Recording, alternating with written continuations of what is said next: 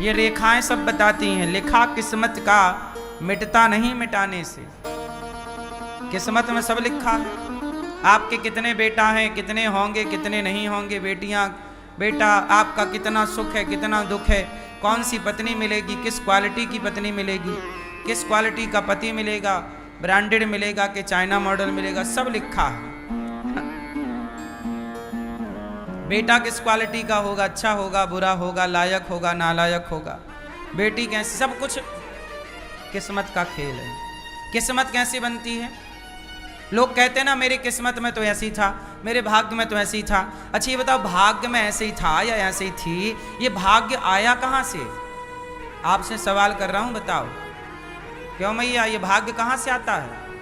लोग कहते हैं हमारे भाग्य में तो ऐसे ही था, तो ये भाग्य आया कहाँ से? आप बताओ। है कहाँ? पड़ोसन की वजह से? किसकी वजह से आया ये भाग्य? है? हाँ, हमारी किस्मत, हमारा भाग्य कैसे निर्माण होता है? भाग्य का निर्माण कैसे होता है? लोग कहते हैं किस्मत में होगा तो मिलेगा, भाग्य में। ये भाग्य, ये किस्मत, एक्चुअली भाग्य किस्मत दोनों एक ही बात है, ठीक है? ये पर्यायवाची है। तो भाग्य किस्मत जो कहते हैं ना हमारे भाग्य, ये भाग्य कैसे बनता है? तो सुनो, हमारे भाग्य का निर्माण होता है हमारे कर्मों से। हमारे भाग्य का निर्माण कहाँ से होता है? हमारे कर्मों से। जैसे मैं एग्जाम देने गया तो मैंने सारे प्रश्नों के उत्तर लिखे, मैंने अच्छा पढ़ा था तो मैंने अच्छा लिखा, तो जब मैंने अच्छा कर्म किया तो मेरे भाग्य में अच्छे नंबर आएंगे। और मैंने अच्छा पढ़ाई नहीं की तो अच्छा लिखा नहीं, अच्छे लिखे नहीं, अच्छा कर्म नहीं किया तो मेरे भाग्य में कम नंबर आएंगे। तो मेरे नंबर उतने ही आएंगे जितने नंबरों का मैंने कर्म किया होगा।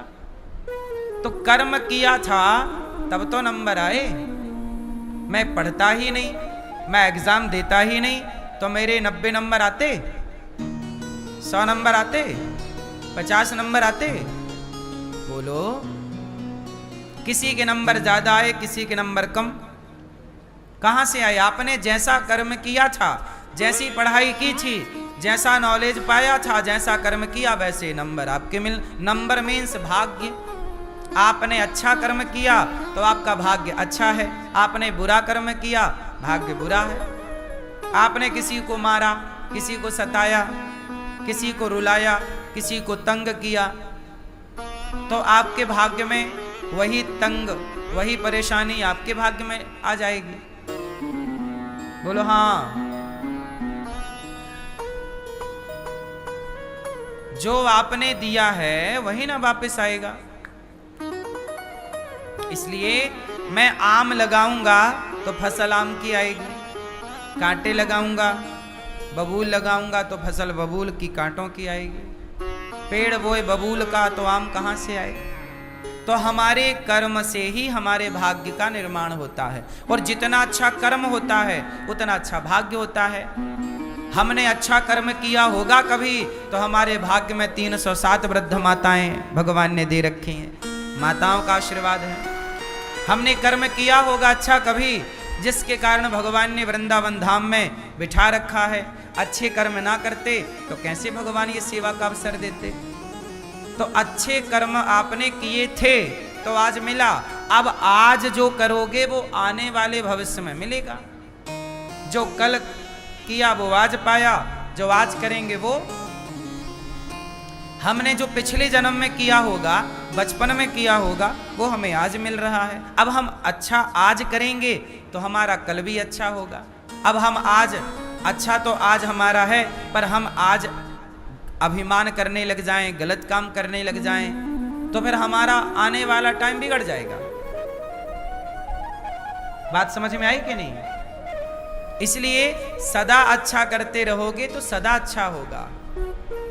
कुछ लोग क्या करते हैं, पैसा पाकर, धन पाकर, पद पाकर के उसका मिसयूज करने लग जाते हैं। पैसा आया तो उनको लगता है हमारे बाप की बफौती है, वो पैसे से गलत काम करने लग जाते हैं, शराब पीने लग जाते हैं, स्त्रियों को बुला के नचाने लग जाते हैं, वो पैसा लेकर किसी का मर्डर करवाने लग जाते हैं, पैसे से किसी को परेशान करने लग जाते हैं।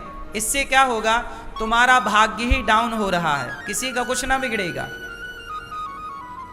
आप किसी का कुछ बिगाड़ना चाहोगे तो उसका कुछ ना बिगाड़ पाओगे, क्योंकि जिसका बनाने वाले भगवान हो उसका कोई बिगाड़ क्या सकता है। इसलिए तुम्हारे बिगाड़े ना बिगड़ेगा।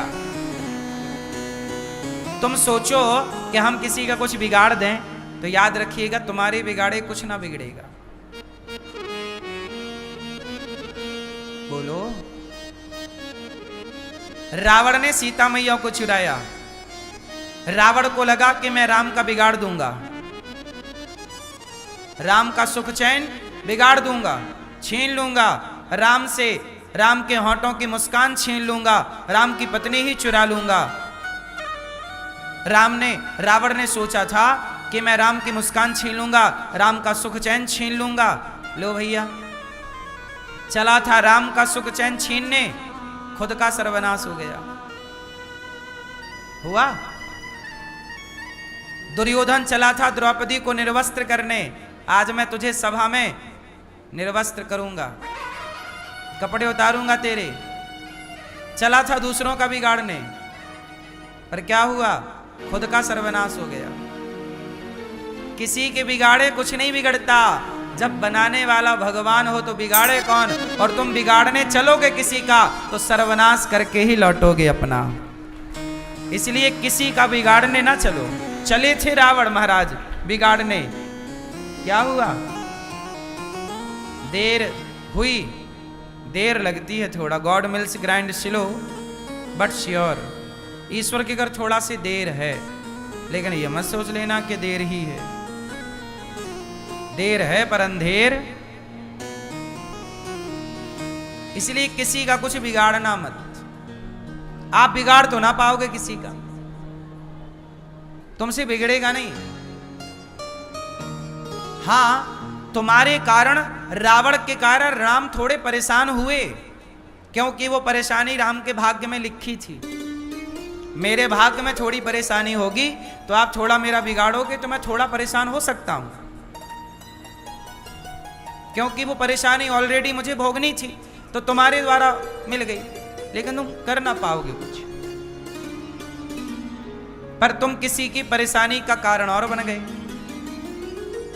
तुम किसी के सुख का कारण तो नहीं बने, पर किसी के दुख का कारण बन गए।